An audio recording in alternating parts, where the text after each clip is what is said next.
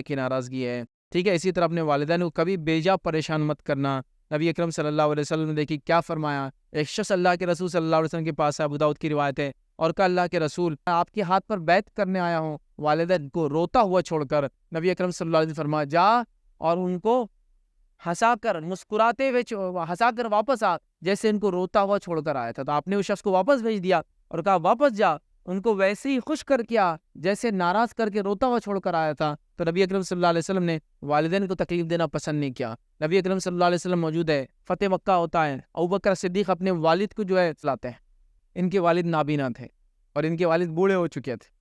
نبی اکرم صلی اللہ علیہ وسلم کہتے ہیں کہ اے ابوبکر تم نے شیخ کو تکلیف کیوں دی، اس بزرگ آدمی کو تکلیف کیوں دی؟ مجھے کہتے میں ان سے ملنے آتا، چونکہ اسلام قبول کرنا چاہتے تھے، میں ان کے پاس چلا آتا، ابو قحافہ ان کا نام تھا، میں بھی چلا آتا ان کے پاس، میں ملتا ان سے۔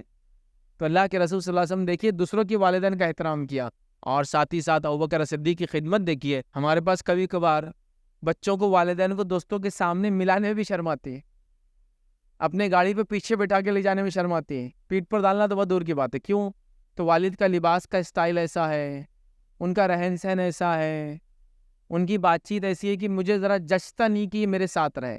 لیکن افسوس کی بات ہے تو جس مقام پہ کھڑا ہے انہوں نے یہاں تک لایا، اگر وہ اپنے جیسا بنانے کا سوچتے تو بھی ویسے ہی ہوتا جیسے وہ تھے، لیکن انہوں نے سوچا نہیں، میں تو گنوار رہا، میں نے تو پڑھا لکھا نہیں، بچہ پڑھے گا، لیکن بچے نے اتنا پڑھ لیا لیکن صحیح نہیں پڑھا بیچارے نے، کہ اس کو لگا والدین کے ساتھ رہنا اٹھنا بیٹھنا بھی میرے لیے حد تک اور شرم کی علامت بن گئی۔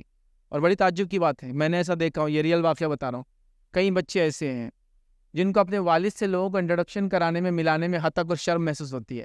لیکن ایک بات کو غور سے سنو، تمہارے باپ کو تم ان کے بیٹے بولنے میں کبھی کسی حالت میں شرم نہیں آئیں گی۔ تم جیل میں رہو گے بھی تو فخر سے بولیں گا میرا بیٹا ہے، اگر تم اچھا کام کرو گے بھی تو بولیں گا میرا بیٹا ہے، اگر تم نے کچھ برا بھی کر کے آیا تو یہ نہیں کہیں گے میری آؤ، کہے گا میرا بیٹا ہے، خطا ہوئی اس سے میں معافی مانگوں۔ تو وہ انکار نہیں کرے گا کہ میرا بیٹا، لیکن ہم شرم آئیں گے کبھی کبھار شاید ملانے سے، چونکہ ہم کو شرم آتی ہے، ان کو کبھی نہیں آئیں گے، ہماری غلطیوں پر بھی نہیں شرمائیں گے یہ بولنے سے کہ میرا بیٹا ہے، غلطی ہوئی سے لیکن میری اولاد ہے۔ لیکن ہے ایسے بچے، تعجب کی بات ہے، بہرحال سوچنے کی۔